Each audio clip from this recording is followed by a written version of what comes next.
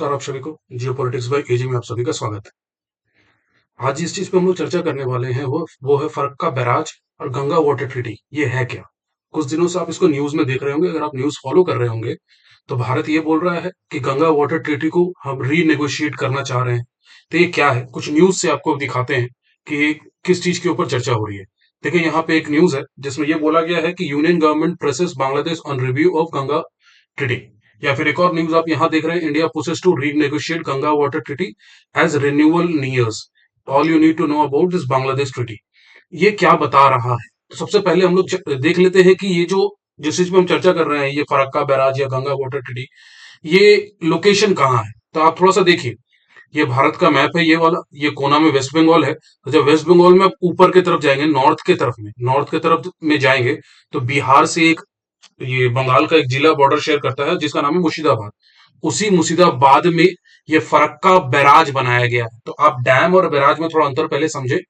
जो बैराज होता है उसका काम होता है किसी भी पानी को, किसी भी बहते हुए पानी को, नदी को, उसके पानी को डाइवर्ट करना दो क्षेत्रों में, वो बैराज का काम होता है। डैम का काम होता है रिजर्वायर के फॉर्म में वो काम करता है। डैम मतलब कि वो पानी को संरक्षित करता है, एक जगह रुकता है, फिर उसका इस्तेमाल होता है डिफरेंट डिफरेंट पर्पस के लिए, जैसे कि इलेक्ट्रिसिटी प्रोड्यूस करना, या फिर किसी क्षेत्र में आपको कैनाल बनाना है, वाटर सप्लाई करना, तो उसके लिए किया जाता है। ये दोनों में बेसिक अंतर होता है। तो फरक्का बैराज जो बनाया गया था, वो बनाया गया था इसी गंगा नदी के पानी को तोड़ने के लिए या डाइवर्ट करने के लिए। किस तरफ डाइवर्ट होगा ये भी हम आपको दिखाएंगे कि किधर डाइवर्ट करने के लिए बात की जा रही है। देखिए, ये है फरक्का बैराज। अब हम लोग थोड़ा सा आ जाते हैं, फरक्का बैराज कहाँ है, किस जिला में है। अगर आप देख ही रहे तो हम आपको बताए भी थे कि ये वेस्ट बंगाल के मुर्शिदाबाद जिला में है फरक्का बैराज हमारा। ठीक है। अब हुआ क्या था कि 1960s के दौरान में जो हुगली नदी है, हुगली नदी जो है, जो आप देख रहे हैं, जो कि कलकत्ता से होते हुए जाती है। यहाँ पे कलकत्ता में एक बंदरगाह है जिसको हम बोलते हैं कोलकाता पोर्ट, जिसको अभी श्यामा प्रसाद मुखर्जी पोर्ट के नाम से भी जाना जाता है। होता क्या था कि यहाँ पे देखिए, अब जब किसी नदी में पानी नहीं रहेगा तो वहां पे जो पोर्ट या फिर बंदरगाह है, वहां पे बड़े बड़े शिप नहीं आ पाएंगे। तो इसको लेके कि हुगली नदी में ज्यादा पानी नहीं बह पा रहा है, ज्यादा नदी, जो गंगा नदी का पानी वो बांग्लादेश की तरफ चला जा रहा है, तो इसके लिए फरक्का बैराज बनाया गया था, जिसके तहत पानी को होल्ड करके हुगली नदी की तरफ डाइवर्ट किया गया था, जिससे वहां पे जो कोलकाता पोर्ट है वो सही से काम करे। तो इसके लिए फरक्का बैराज बनाने की बात की गई थी, और इसके बनाने की शुरुआत 1962 में हो गई थी। और 1970 में, 1970 में ये फरक्का बैराज बन के तैयार हो चुका था। लेकिन जैसे ही ये बैराज बना, वैसे ही बांग्लादेश में बहुत ज्यादा इसको लेके कहीं ना कहीं एक अगेंस्ट लोग बहुत सारा प्रोटेस्ट करने लगे। उसके बाद क्या हुआ कि 1972 में एक कमीशन बनाई गई जिसको हम बोलते हैं जॉइंट रिवर कमीशन। इस कमीशन बनाने के बाद यह हुआ कि 1977 में एक अग्रीमेंट साइन हुआ जिसको बोलते हैं गंगा वाटर अग्रीमेंट या फिर फरक्का बैराज ट्रीटी। इस ट्रीटी के तहत, ये ट्रीटी जो था, बोला गया कि ये 5 साल के लिए ट्रीटी होगा, मतलब 1977 से 1982 तक ये ट्रीटी चलेगी। और इस ट्रीटी के तहत बोला गया था कि कुछ कम पानी हम हुगली की तरफ डाइवर्ट करेंगे और ज्यादातर पानी हम बांग्लादेश की तरफ डाइवर्ट करेंगे, फिलहाल के लिए 5 साल के लिए। फिर बाद में 1996 में एक परमानेंट एग्रीमेंट, जो कि 30 साल का एग्रीमेंट है, जिसको हम बोलते हैं गंगा वाटर शेयरिंग ट्रीटी, लाया गया। और इस ट्रीटी के तहत कुछ डिसीजंस लिया गया। जैसे देखिए, यहाँ पे गंगा वाटर शेयरिंग ट्रीटी को लेके कुछ डाटा है जो यहाँ पे आपको पीडीएफ के फॉर्म में या पीपीटी के फॉर्म में आपको दिख रहा होगा।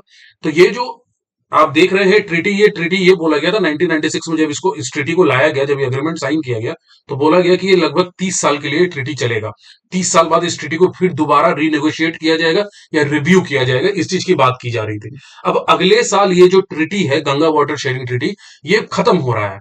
तो भारत वही बोल रहा है कि ये जो ट्रीटी है इसको दोबारा रिव्यू हम करेंगे या रीनेगोशिएट करेंगे। तो ऐसा क्या है इस ट्रीटी में, ऐसा क्या दिया गया था बांग्लादेश को, जिसको लेके अभी जो प्रेजेंट सेंट्रल गवर्नमेंट है वो बहुत ज्यादा एग्रेसिव है। कि उनका बोलना है कि जो 1996 में एग्रीमेंट हुआ था वो कहीं ना कहीं इंडिया के फेवर में नहीं था, बांग्लादेश के फेवर में ज्यादा था। तो देखिएगा, यहाँ पे एक फॉर्मूला लाया गया था शेयरिंग वाटर को लेके, एक फॉर्मूला था।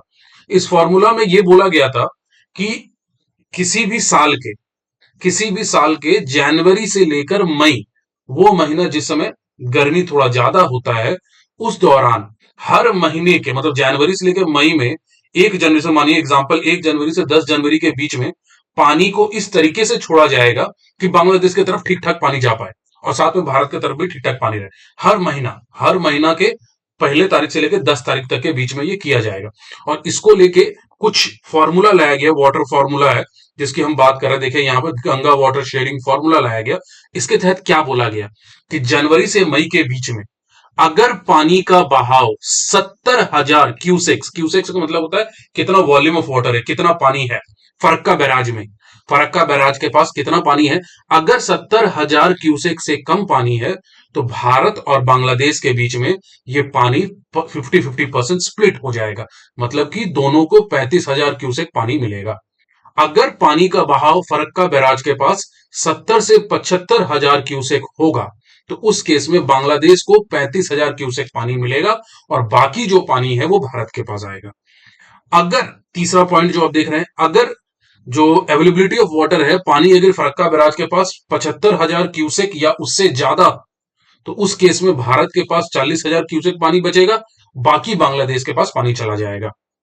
और यही जो 40,000 क्यूसेक पानी है इसको तोड़ के फिर डिवाइड करके हुगली नदी में छोड़ा जाएगा।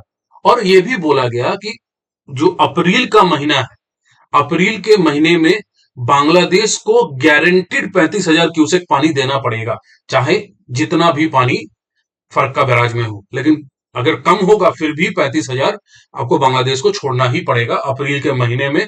और अप्रैल के महीने में भी कब? पहला 10 दिन और अंत का 10 दिन, मतलब 1 तारीख से 10 अप्रैल के बीच में 35,000 क्यूसेक पानी छोड़ा जाएगा, चाहे जितना भी पानी हो फरक्का बैराज में 35,000 तो मिनिमम छोड़ा ही जाएगा, ये मतलब है। और फिर 21 अप्रैल से लेकर 30 अप्रैल के बीच में 35,000 क्यूसेक पानी छोड़ा जाएगा या उससे ज्यादा भी छोड़ा जा सकता है। ठीक है। और अगर ऐसा सिचुएशन आए कि फरक्का बैराज के पास जो गंगा नदी में पानी है 50,000 क्यूसेक है या उससे कम है, उस केस में दोनों देशों के बीच में एक इमरजेंसी मीटिंग बुलाई जाएगी और उसके तहत डिसाइड किया जाएगा कि किसको कितना पानी देना है। अब आप ये सोचिए, सडनली अभी इंडस वाटर ट्रीटी था, सिंधु जल समझौता को लेकर बहुत कुछ हुआ इंडिया पाकिस्तान के बीच में, आप देख ही रहे हैं, जिसके तहत भारत ने इंडस वाटर ट्रीटी को अबेयंस में डाल दिया है। फिलहाल के लिए वो उस ट्रीटी को अग्री मतलब कि मानेगा नहीं भारत, और अपने हिसाब से आप देख रहे हैं भारत क्या कर रहा है। लेकिन सडनली ये गंगा वाटर ट्रीटी को लेकर इतना न्यूज में सडनली क्यों आ गया? तो इसका कुछ कारण है और आप लोग भी फॉलो कर रहे होंगे, तो इसका कुछ कारण तो जरूर है। जैसे आप देखिए, कुछ कुछ न्यूज आता चला है जिसमें बताया गया है कि बांग्लादेश इंडिया के अगेंस्ट अब हो रहा है। क्यों? क्योंकि वहां पर जो केयर टेकर प्राइम मिनिस्टर बना है मोहम्मद यूनुस, जिसको यूएसए के द्वारा बोला जाता है, बनाया गया है, वो कहीं ना कहीं एंटी इंडिया पॉलिटिक्स कर रहा है और वहां जिहादियों को बहुत प्रोत्साहित कर रहा है, जिसकी वजह से वो लोग एंटी इंडिया स्टेटमेंट्स बहुत दे रहे हैं। आप जैसे न्यूज में एक और देख रहे हैं, after Pakistan Modi government gets ready to punish anti India units hard by reviewing क्या Ganga water treaty, Bangladesh will now be. तो कहीं ना कहीं ये बोला जा रहा है कि ये जो बांग्लादेश की अभी प्रेजेंट जो कंडीशन है वो एंटी इंडिया है। तो उस वजह से भी ये स्टैंड लिया जा रहा है कि बांग्लादेश को थोड़ा सबक सिखाया जाए, और कहीं ना कहीं ये इसी कारण से हो रहा है। तो उसी पे हम चर्चा कर रहे हैं कि क्या क्या ऐसा कारण है जिसकी वजह से गंगा वाटर ट्रीटी इतना न्यूज में आ गया सडनली, और इंडिया इसको रीनेगोशिएट करने के लिए फिर से दोबारा तैयार हो गया है। तो देखिए, पहला कारण है सिक्योरिटी थ्रेट। भारत को बहुत बड़ा एक सिक्योरिटी थ्रेट है। अब कैसे है? तो देखिए, थोड़ा एक आपको एक लोकेशन दिखाते हैं। आप अगर समझिएगा, इस मैप को थोड़ा समझने की कोशिश कीजिए। ये पूरा जो एरिया है जो आप एरो में देख रहे हैं, जो मेरा एरो मूव जहां कर रहा है, ये है वेस्ट बंगाल। ऊपर की तरफ जाइएगा जहां पे चिकन नेक लिखा हुआ है, इसका आधा दूर वेस्ट बंगाल है और उसके बाद फिर असम शुरू होता है। नीचे की तरफ आइएगा तो ये पूरा बांग्लादेश है, और बांग्लादेश में यहाँ देखिए एक जगह प्लेन का पूरा इमेज बना हुआ है, रेड कलर का डॉट है, वो है लाल मुनीर हाट एयरबेस। अब ये क्या है लाल मुनीर हाट एयरबेस? तो 1932 में ब्रिटिश के द्वारा बनाया गया ये लाल मुनीर हाट एयरबेस है, जिसको रंगपुर एयरबेस भी बोला जाता है। अब हुआ क्या था कि 1932 में वर्ल्ड वॉर के दौरान, वर्ल्ड वॉर में, और उसके अलावा ब्रिटिश जो बे ऑफ बंगाल था, बे ऑफ बंगाल में अपने आप को स्थापित करने के लिए और एक अच्छा एयरबेस के लिए यहाँ पे एक एयरबेस बनाई थी। जब ब्रिटिश चला गया तो उसके बाद ये एयरबेस को ठप कर दिया गया, उसका तो उतना यूज नहीं होता था। फिर 1971 में जब बांग्लादेश बना तो उस दौरान यह बोला गया हम इंडिया के द्वारा कि ये एयरबेस का इस्तेमाल बांग्लादेश नहीं करेगी। बांग्लादेश को एग्री कर गया था। लेकिन अभी क्या किया जा रहा है, जैसे आप कुछ न्यूज में भी देखेंगे कि क्या किया जा रहा है, चाइना को इस एयरबेस को डेवलप करने के लिए दिया जा रहा है। और इससे क्या खतरा होगा। तो आप देखिए, जो ये लालमुनीर हाट एयरबेस है, यहां से इंडिया का बॉर्डर लगभग 15 किलोमीटर, ठीक है।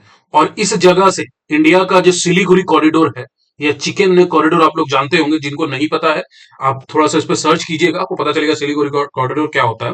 तो जो सिलीगुड़ी कॉरिडोर वाला जो एरिया है, ये लगभग 135 किलोमीटर है। अब अगर चाइना यहां आके बैठ जाता है, तो वो इंडिया के ऊपर नजर रखेगा, और कहीं ना कहीं चाइना हमेशा से स्टेटमेंट देता आया है कि वो चिकन नेक को काट देगा। अभी फिर बांग्लादेश का मोहम्मद यूनुस भी बोला था कि हम चाइना को मदद करेंगे कि इंडिया का वो सिलीगुड़ी कॉरिडोर को काट के नॉर्थ ईस्ट को अलग कर दे इंडिया से। तो ये सब लेके कहीं ना कहीं वो लारमुनीर हाट में जो एयरबेस बनाया जा रहा है, जिसमें चाइना मदद कर रहा है, इसको लेके कहीं ना कहीं इंडिया के लिए एक सिक्योरिटी थ्रेट है, जिस वजह से भी ये डिसीजन लिया जा रहा है गंगा वाटर ट्रीटी को लेके, ये न्यूज में आ रहा है। दूसरा जो कारण है जिस वजह से बांग्लादेश के ऊपर ये सब स्टांस लिया जा रहा है इंडिया के द्वारा, वो है इंटरनल सिक्योरिटी। जैसे आप वेस्ट बंगाल में देखे थे, वेस्ट बंगाल में जो बहुत सारी हिंसा हुई है, बहुत सारा वायलेंस हुआ है, वो वायलेंस भी कहीं ना कहीं इसी चीज से रिलेटेड बोला जा रहा है कि बहुत सारे बांग्लादेशी जिहादी जो हैं वो वेस्ट बंगाल में बहुत पहले आए हुए थे, और कहीं ना कहीं ये एक इंटरनल डिस्टर्बेंस कर रहे हैं। तो इस वजह से भी इंटरनल सिक्योरिटी का भी एक थ्रेट है। इस वजह से भी कहीं ना कहीं आप देख रहे होंगे तो बीएसएफ अभी बहुत तेजी से तैनात है वहां। बीएसएफ आप देखिएगा तो वहां पे फेंसिंग वगैरह हो रहा है वेस्ट बंगाल के एरिया में। और लगभग आप आज से 2 साल पहले कुछ न्यूज देखे थे जहां पे ये बोला गया था कि बॉर्डर से लगभग 10-15 किलोमीटर वेस्ट बंगाल की तरफ का जो एरिया है, वो एरिया बीएसएफ के कंट्रोल में रहेगा। वहां पे स्टेट गवर्नमेंट कुछ हस्तक्षेप नहीं कर सकती है। तो उसको लेकर भी बहुत सारा न्यूज चलता आया था। वो इसीलिए से आ रहा था क्योंकि इंडिया को कहीं ना कहीं पता है, और यहाँ के हमारे जो सेंट्रल गवर्नमेंट है उनको पता है कि कहीं ना कहीं थ्रेट बहुत बड़ा बांग्लादेश से भी आ सकता है। उसके बाद जो तीसरा बहुत बड़ा कारण है वो एंटी इंडिया गवर्नमेंट है। यूनिस जो हमेशा से एंटी इंडिया स्टेटमेंट्स देते आया है, हमेशा से जिहादियों को प्रमोट किया है वहां, उस वजह से भी एक बहुत बड़ा इशू है। और दूसरा एक और है इलीगल इमिग्रेंट्स। बहुत सारे बांग्लादेशी इंडिया में है, लगभग बोला जाता है डाटा के हिसाब से 2 करोड़ बांग्लादेशी अभी इंडिया के अलग अलग क्षेत्रों में रह रहे हैं, जो इलीगली इंडिया में है। और लगभग 20 लाख जो बांग्लादेशी है, 15 से 20 लाख के बीच का डाटा दिया जा रहा है। अब मतलब ये एक्चुअल कहीं भी डाटा दिया हुआ नहीं है, लेकिन एक अप्रॉक्स डाटा है। तो इसके हिसाब से लगभग 15 से 20 लाख बांग्लादेशी अभी वेस्ट बंगाल में इलीगली रह रहे हैं। तो इलीगल इमिग्रेंट्स को लेके भी कहीं ना कहीं सरकार बहुत स्ट्रिक्ट है, और उसीलिए आप देखते हैं सीए और एनआरसी लाया गया है, जिसको वेस्ट बंगाल में लागू नहीं करने दिया जा रहा। वो कारण यही है कि स्टेट गवर्नमेंट का यहाँ पे जो वोट पॉलिटिक्स है, वो कहीं ना कहीं कमजोर हो जाएगा अगर ये लागू हो जाता है तो ये कहीं ना कहीं यही सब कारण है जिस वजह से ये गंगा वाटर ट्रीटी लाया गया है। ठीक है, इससे रिलेटेड कोई अगर कुछ अपडेट आता है तो वो हम आपको इन्फॉर्म करेंगे। चलिए, शुक्रिया, धन्यवाद, जय हिंद। और इस चैनल को प्लीज सब्सक्राइब कीजिए, फॉलो कीजिए, लाइक कीजिए और कमेंट भी कीजिए। कुछ और भी अगर टॉपिक आपको लगता है डिस्कस होना चाहिए तो उस पर भी किया जाएगा। चलिए, धन्यवाद।